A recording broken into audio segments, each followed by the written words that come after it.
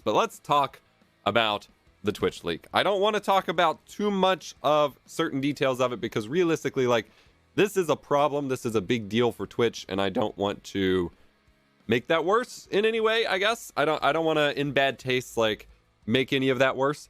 But I do want to talk about some of the things because some of the people were just like jumping on and sharing things around. And what you don't realize is that as a streamer, most of the data that was leaked from Twitch was your data, not Twitch's data. Like, yeah, the source code is there and blah, blah, blah. But like,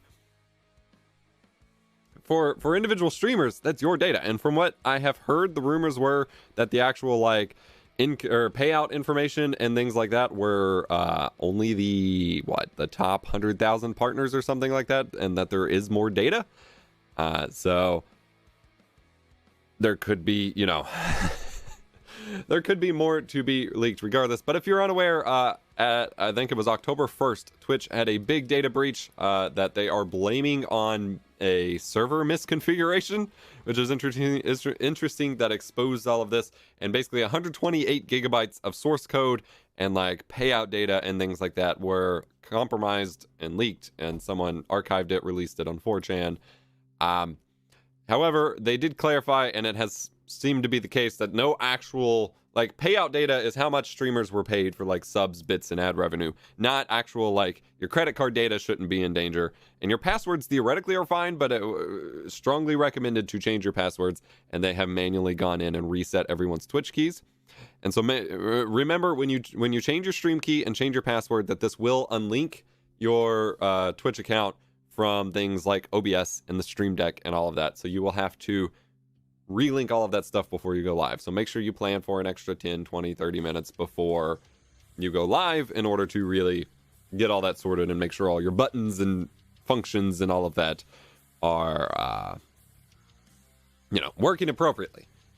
The thing is that a lot of payout data has been released here for Twitch streamers and things like that.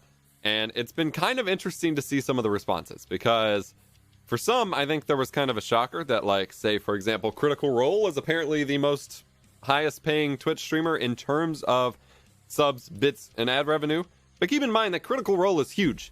They have stuff syndicated everywhere. They make money from everywhere. Plus, you know, that doesn't include tips and things like that.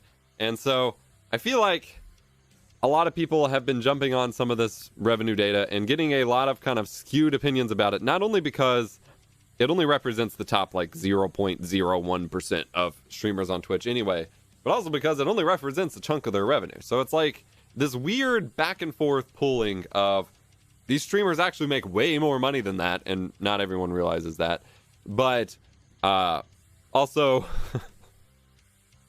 most streamers, like 99.9% of streamers on the platform, don't make anywhere near this much. And the difference between the top, like, I think it was like 100 or 1,000 streamers and the bottom rest of them, the other 99,000 that were included on the list, like the difference in revenue there is kind of insane. And I always think that's worth thinking about, because in terms of sustainability on a platform, not doing a YouTube channel, not investing your time into a platform that's going to give you a little bit more, for lack of a better word, passive income, or income that's more sustainable, is genuinely just like kind of just a foolish move at this point. I think like the same people who make below the federal poverty line on Twitch could easily be making a relatively decent like living wage on YouTube or YouTube plus Twitch with not a ton of extra work, especially since streaming is one of those things. Streaming is one of those things where it's almost counterproductive work. Like we talk about all the time, how your work is better put into things that grow your stream outside of just streaming. And that is 100% the case, because like when you're streaming right now, I only stream for about an hour at a time every time I stream, because if you do an 8-hour stream, that is an 8-hour full workday, which you have to prepare for and then be exhausted by, and then probably do nothing else productive for the rest of your day. Where unless you're doing, you're also syndicating to YouTube and having editors edit clips and things like that, all of your work disappears the moment you stop going live and you stop making money from it effectively. That's not super sustainable. Whereas 8 hours put into YouTube videos will continue to earn you like dividends and earnings back and the like over and over and over, more so than like Twitch earnings ever really could.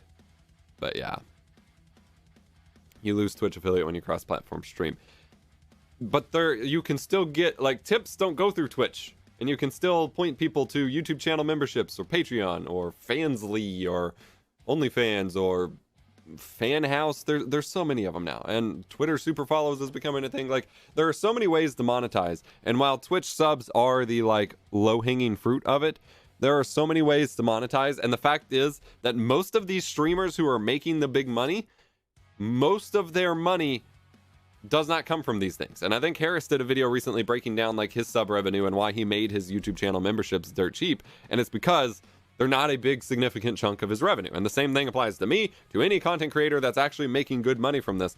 Those subs and things like that don't need to be your core earnings. And so when you stop, it's basically phrasing I've heard recently, for lack of a better word, like confusing the like cents for the dollars. Like you're worrying about a couple dollars and forgetting about the bigger picture of the real money that can be made. And I hope we see a lot more people. Like, I said this before, and we're gonna wrap up this particular topic after this, but like I've said this before. We had a big streamer news like a month ago where I was talking about this, where I basically, I broke down, like, I don't want to see Twitch fail. I don't want everyone to just jump ship from Twitch. I don't think that's the right move either. I don't want people to jump ship from Twitch. I don't want to see Twitch fail, because that's not a win for any of us. For any of us that have spent 10 years now on Twitch, either as a viewer, as a streamer, for anyone who wants to stream on Twitch, for anyone who just has moved to YouTube but still, has any remote meaning in their, thought in their mind that they still like or want Twitch to succeed. Like, seeing it fail isn't a win. It's seeing Twitch improve and succeed. And obviously certain moves have to be made, and not everyone's, they may not fix things or get better, but I think the important step, at least, is for people to diversify a little bit more, to do both Twitch and YouTube. And Tim the Tapman recently talked about that when he was talking about, and obviously a lot of that is a little skewed because he's getting paid a giant bag to switch to YouTube, so of course he's going to talk about why YouTube is great. It's a little bit of a skewed video, but one of the things that he says, and I 100% believe it, is that every time he meets someone out in the wild or someone introduces him or whatever, they say, oh hey, that's Tim the Tapman, he's a YouTuber. And that doesn't, what he framed that as was, oh, Twitch or YouTube's a more recognizable platform than Twitch, and that's where people think of for live streaming. And it's not for live streaming. It is that people's content on YouTube has more lasting power and has more impact and has more lifespan,